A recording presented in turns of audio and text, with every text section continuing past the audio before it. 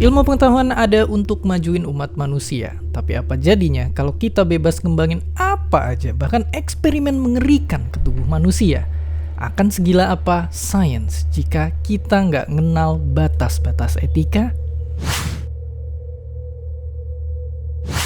Jawabannya itu akan ngeri-ngeri sedap. Karena nyatanya di masa lalu banyak eksperimen sains gila yang bukannya pakai kelinci percobaan, tapi langsung pakai manusia percobaan. Contohnya kayak penelitian ini yang dilakuin ke ratusan lelaki kulit hitam di Amerika.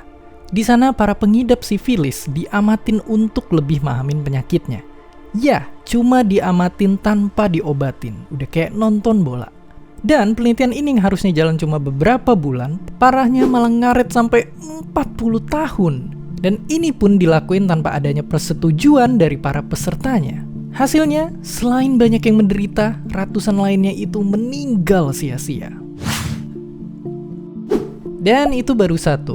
Ternyata masih ada banyak penelitian lain yang dengernya aja tuh bisa bikin merinding. Tapi yang lebih parah dari yang tadi contohnya adalah yang berhubungan sama si om-om berkumis kotak ini. Bukan yang kerjaan yang ngelawak. Karena di masa kejayaannya, Hitler dan para dokter bawahannya ngejadiin para tawanan perang sebagai objek dari berbagai eksperimen gila. Mulai dari maksa nyuntikin bakteri penyebab tipes, ngebikin ribuan orang jadi mandul, sampai nyuruh para tawanan buat ngerasain kondisi di atas awan tanpa suplai oksigen. Saking kejamnya perbuatan itu, dunia sains pun setelah itu nganggep penelitian di sini jadi aib.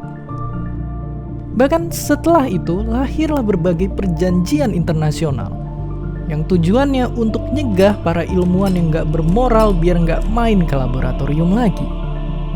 Oke, eksperimen-eksperimen tadi emang bikin ngeri dan gak manusiawi. Tapi terus, apakah percobaan yang ngelibatin manusia itu emang gak dibolehin sama sekali? Jawabannya ya nggak juga, karena semua tergantung dari penelitiannya. Apakah manfaatnya gede dan setimpal sama risiko yang dihasilin? Makanya ibaratnya perlu ada penjaga gawang sains yang ngejamin kalau penelitian-penelitian yang dilakuin di seluruh dunia itu nggak kelewat batasnya. Oleh karena itu, kenalkan Komisi Etik.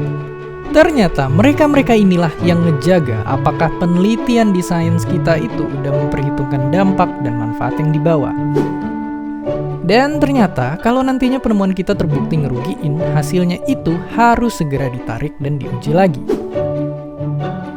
Salah satu contohnya kayak obat ini, yang dulu sempat dihilangin dari pasaran, tapi dibalikin lagi karena emang ada manfaatnya juga. Jadi sekarang jelas, intinya nggak sembarang orang itu bisa jadi scientist.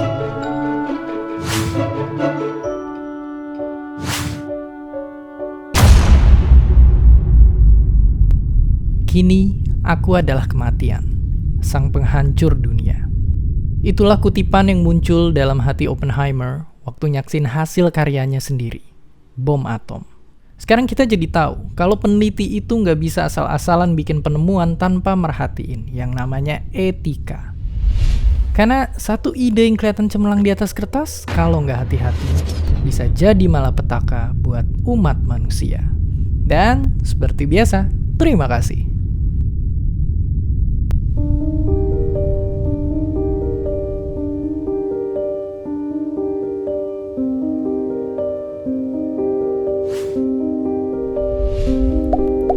Terima kasih udah nonton Kok Bisa? Punya pertanyaan lagi? Tulis aja di kolom komentar di bawah. Keep asking and stay curious.